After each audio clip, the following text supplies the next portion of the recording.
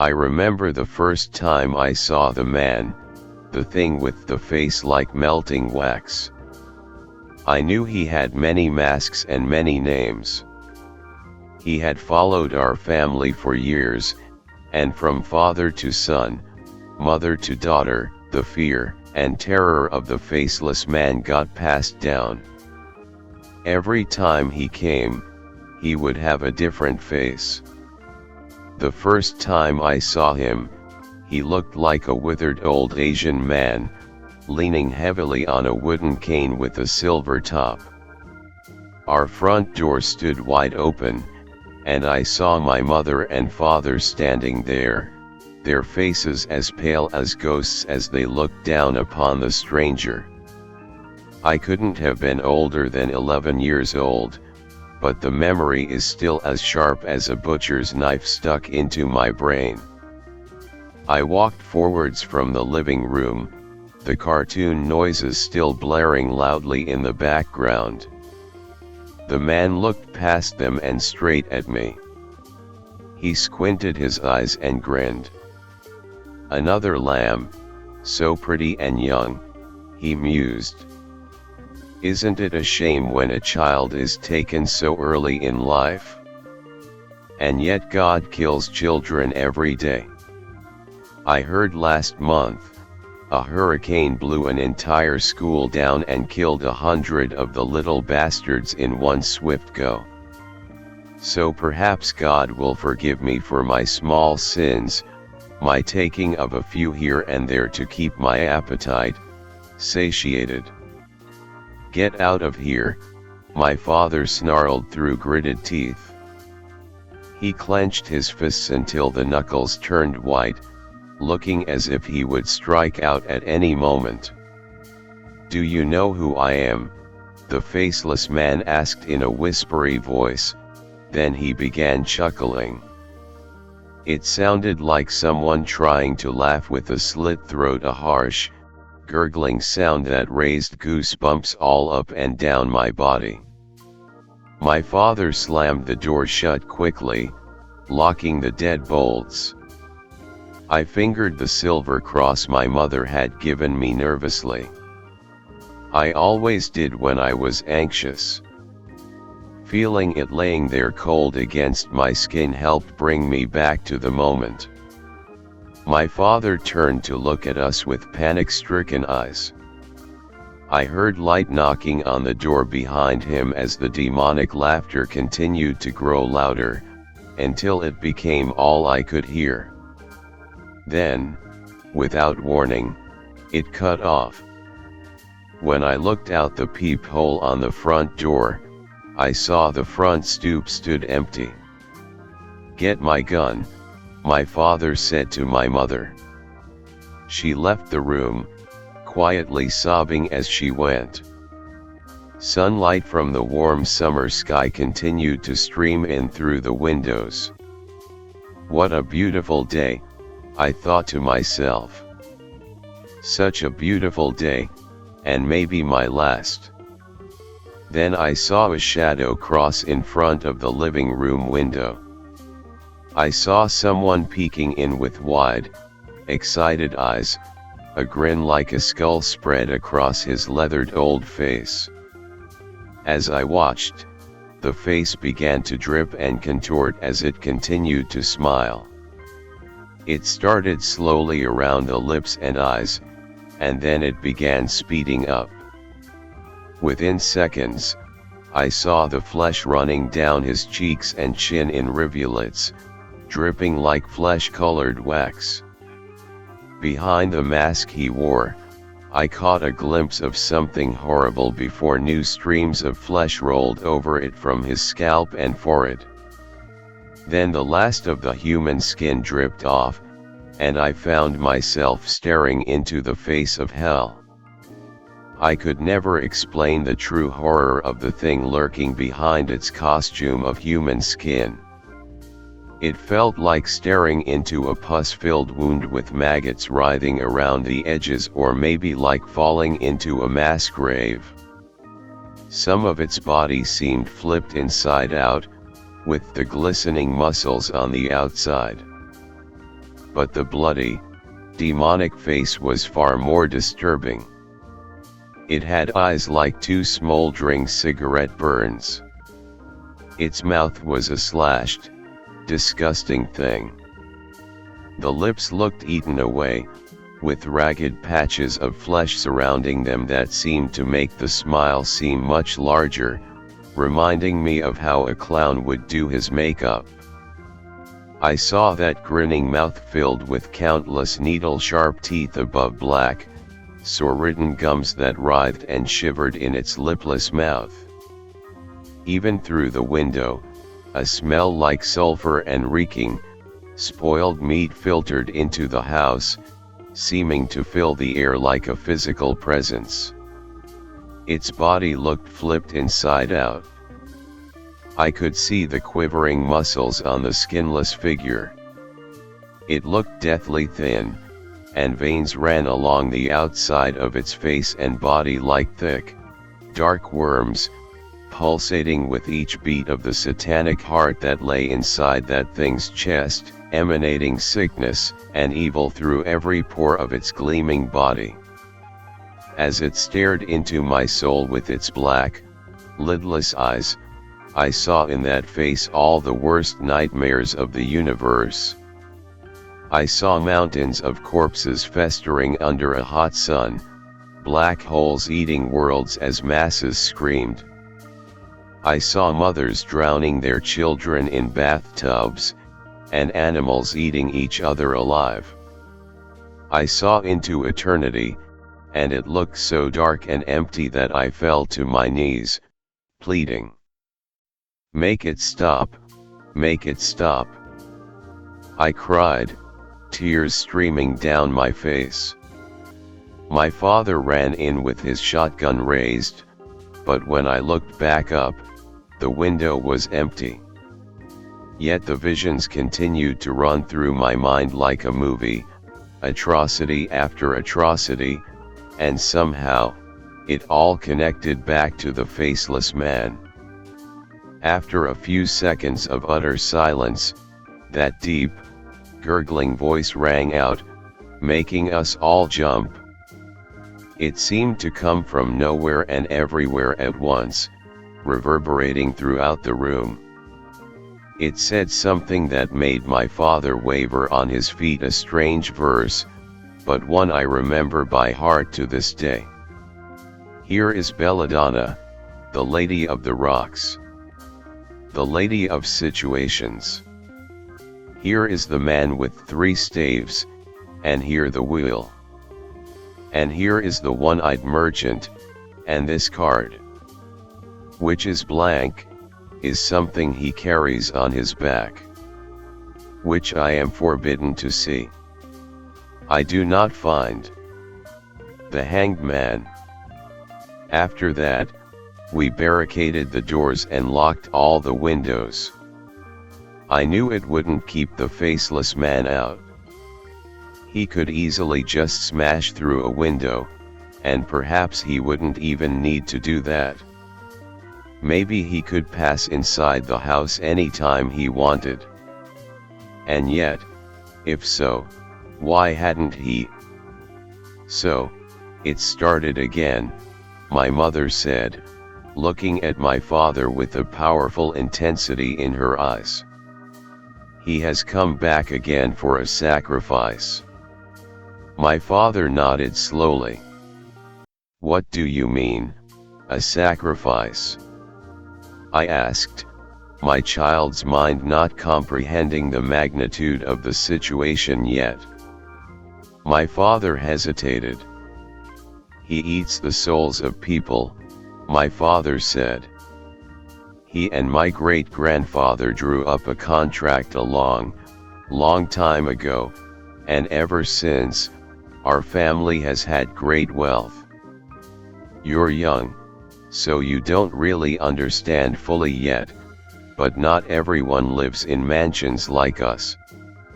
Not everyone vacations in Paris and Buenos Aires during summer vacation. Not everyone has a garage full of Porsches and Mercedes. So why don't you just tell him no? I asked in my childish way. We don't need all this money. The left side of my father's face began twitching. He stomped towards me, shouting as tears ran down his face. I don't give a shit about money, he cried. The deal was drawn in blood and cursed from the first day.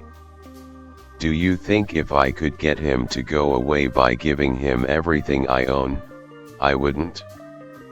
I would do it in a heartbeat. I would live in a goddamn trailer and eat instant noodles if I had to. But there is no escape. He looked around, as if expecting to see the faceless man standing right behind him. He began looking out of the windows, seeing nothing but a bright summer's day. We need to go, my mother whispered. Now. Let's just take Susan and go. He won't find us if we keep moving. He'll find us, my father said, looking defeated. Tears continued to stream down his face. He looked like a defeated man. He always does. But fuck it, let's go. We'll take the bastard on a run around the world. We took off from the property, and my father told me more about the deal as we flew out of town in an expensive Mercedes, redlining the accelerator. I thought more than once he would crash and kill us all in his frenzy to put distance between us and the faceless man. Once every 50 years, my father said, he comes. He has his pick of the litter, as he calls it. He takes one child from our family and, in exchange, our wealth is guaranteed for the next 50 years. Even during the Great Depression, our family didn't suffer, except, of course, the periodic abductions of children. He makes the parents watch as he takes the soul of the child into himself. I don't know what kind of foul magic it involves, but from what I've read in the diaries of my grandfather, it is a very painful ritual that involves skinning the child alive and rubbing their body with special herbs. Then he makes them walk, totally skinned, and bleeding to death, until they collapse, and that's when he takes the soul. He sucks it out of their eyes. It looks like thin wisps of light when it finally goes. I shook inwardly in horror. No one would ever allow that to happen to their kid, I said confidently. My father shook his head. You act as if we have a choice, he said. The first time, he comes politely, knocks on the door, and tells the parents it is time to fulfill the contract. If they say no, then he leaves. But he always comes back, and the next time, he won't be polite, and he won't leave. He'll come into the house when we're sleeping, torture me and your mother to death, slit our throats, and then take you anyway. He's tireless. He doesn't age. He doesn't sleep. And, as far as I know, he can't die. How can we fight against such an evil? By going to the moon. But why would great-grandpa make a deal like that anyway? I asked.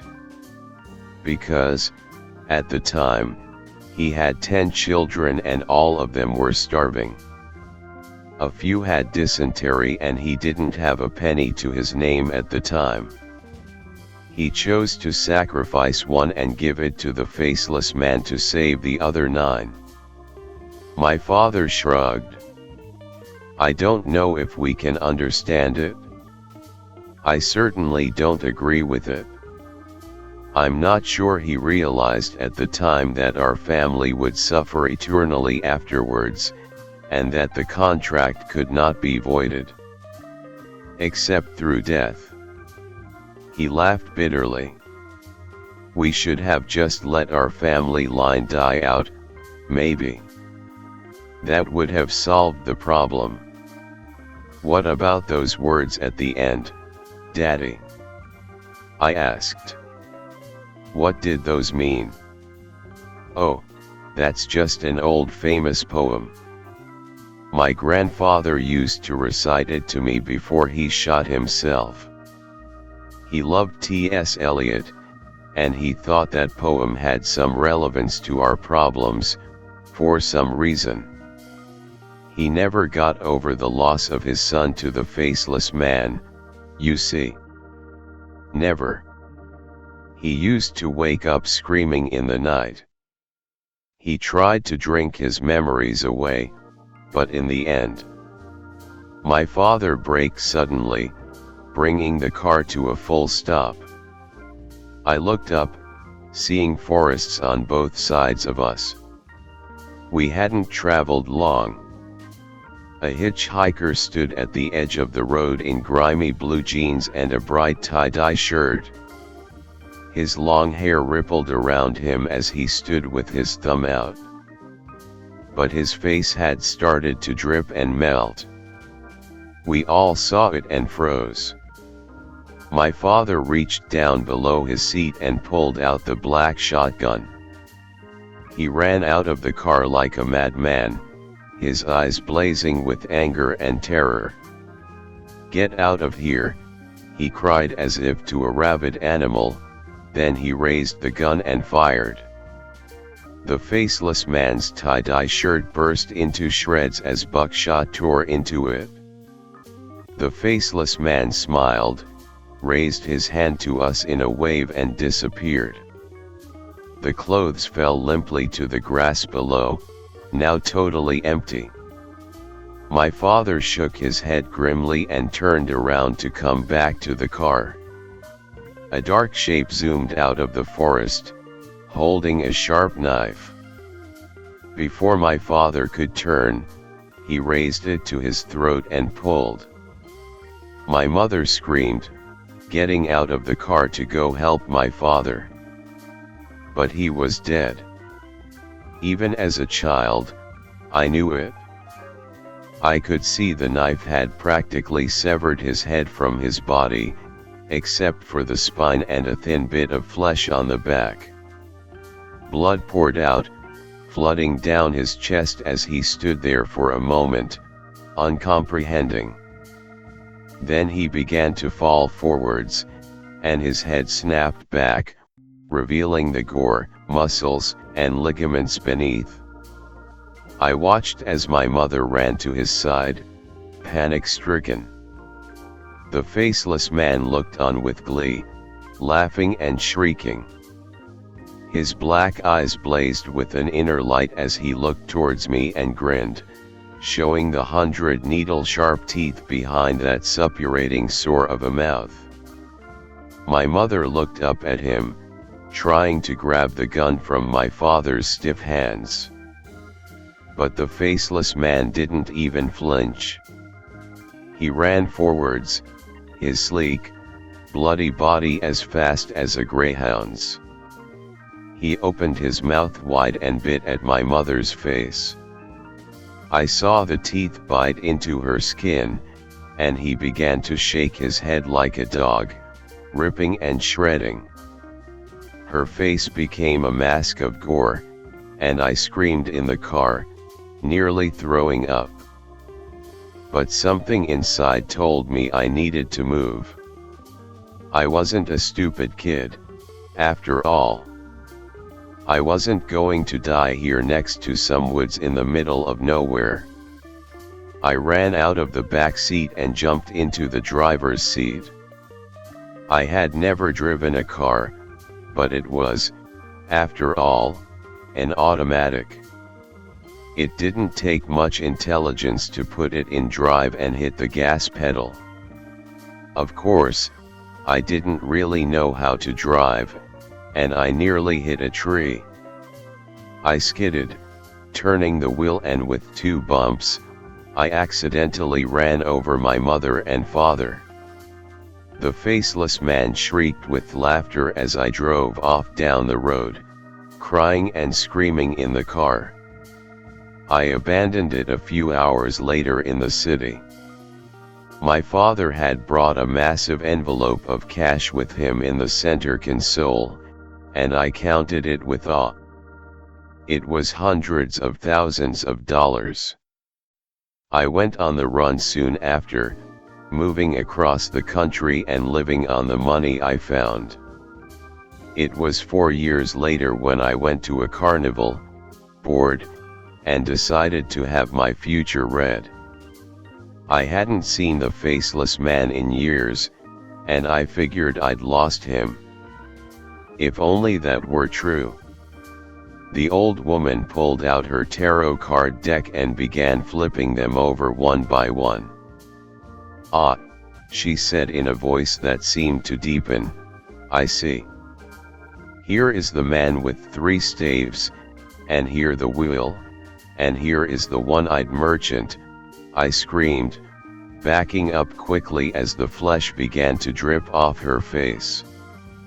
"And this card, which is blank, is something he carries on his back, which I am forbidden to see." The last of the skin dripped off. The grinning thing beneath rose from the chair, its sleek, bloody body and black holes of eyes regarding me with glee. "Ah, yes, I am forbidden to see, but I have seen it. I've seen it, and look what it's done to me, Susan. Look at what it's done. Your mother and father rot in a shallow grave somewhere, picked clean by animals, and now it's just you and me, Susan, and we're alone. The card is blank, but it doesn't have to be. Come and see what it holds." He rose into the air, his bloody, skeletal feet dangling feet above the ground. "Come and see." I pulled the pistol I always carried out of its holster and began firing at point-blank range into the demonic face and black heart of that thing. People began to scream all around me at the carnival. I turned to run out of the tent, but a cold hand gripped my shoulder. "Leaving so soon?"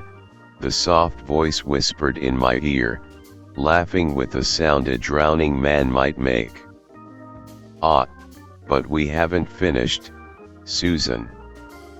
Worthy is the Lamb. Worthy is the Lamb. Worthy is the..." Suddenly, the hand touched the silver cross my mother had given me as a small girl, and it flinched away. I felt the grip loosen and I ran without looking back. People had taken cover all over the carnival. Many had started to leave, and I saw agitated police and security trying to find out where the gunshots had come from. I immediately mixed into a large crowd and made my way towards the exit. But I constantly looked back, expecting to see a man with a melting face.